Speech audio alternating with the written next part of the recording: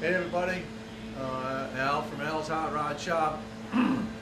Just coming back to give you a little update on the 327 with the 6 stromberg carb setup. I got 7 of the pistons in. I told you I'd come back and show you how we actually install the pistons. So everything's over here. I'm trying to find a good spot for the camera so you guys can watch. I don't know how good it's going to be, but come with me, I'll show you what's going on. Alright, here's the motor. We got all the other pistons in, all except for one. I put one piston in, I put the crank in, degreed the cam.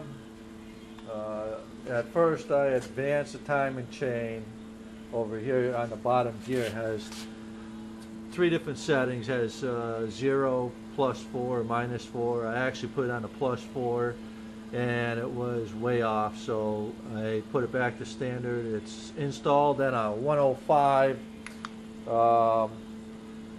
center line, so it's going to be real snappy. And put all the pistons in, like I said.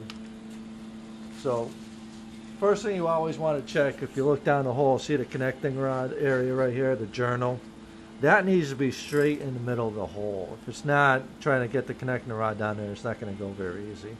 So you want to try and get that right in the middle, something like that effect there.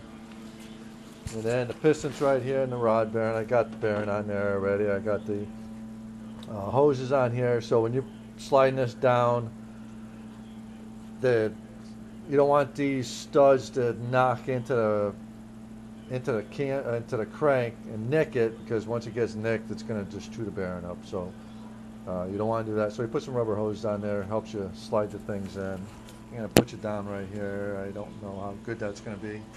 And what you want to do is just put a little bit of oil on here. I primed the hell out of it, so a little bit of oil, that's all I need. And then on the rings, all I do, I set one at 6 o'clock and one at 12 o'clock. And the oil rings are already spread apart already. And this is a real good tool. I only have 2 different sleeves. I have one for 350 bored 30 over, so it's 4-inch 30. And then I have another one for 400 bored 30, so that's 4-inch 155. It just makes it so much easier putting things together. So let's put this in here a little better. Alright, I'm going to change your position where you guys are so you can actually hopefully see something there. Alright, kind of look like that over there, maybe like this. So what we're going to do, take this, these marks here always go towards the front of the motor, and the back of on the connecting rod there's always a tang. The tang on a small block Chevrolet always points to the outside of the motor.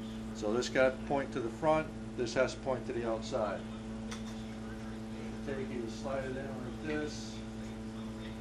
Sometimes your rubber hoses get caught. Line the thing up. And then this here is so easy. You see if I can spin this around a little bit. Right there.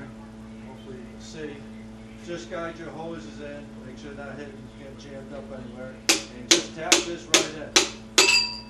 And that's it. The piston's in. There's no cranking of anything. You just crank it, just knock it in. And then you just drive it all the way in until it stops. So it stopped. So now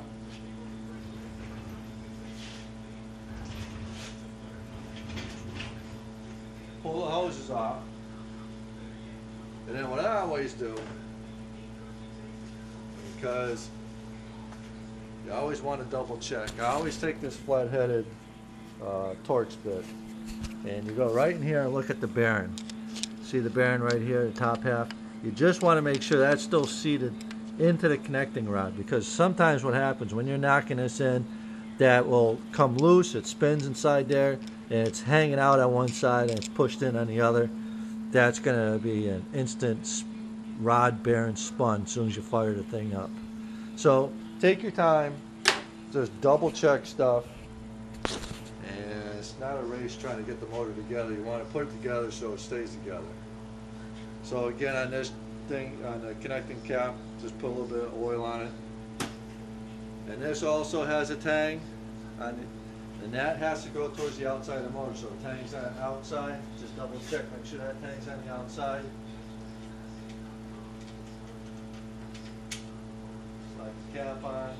And these here are the bolts, the nuts. I use the APR assembly lube on the bolt.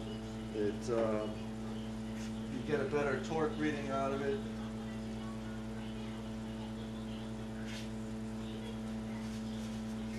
And I just use this to run it in, so I don't have to sit there for 10 minutes just trying to get the nut all over. Then you take the torque wrench and do the torque. And you don't want to torque one side all the way down. You want to go a little at a time on each one. Run it in a little bit. You can feel how hard they are. That one there. Right there.